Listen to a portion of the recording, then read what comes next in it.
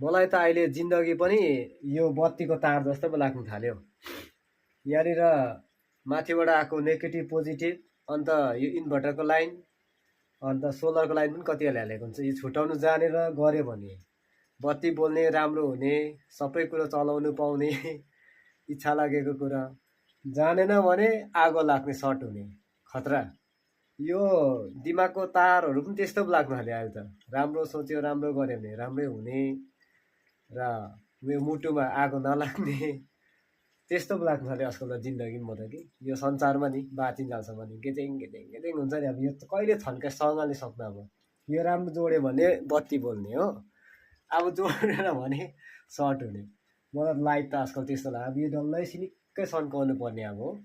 अब यो सन्को गर्नुपर्ने, यति बेला पुरा एकदम होसियारी गर्नुपर्ने। वान मिस फिनिस फेरि यो चाहिँ बत्ती चाहिँ।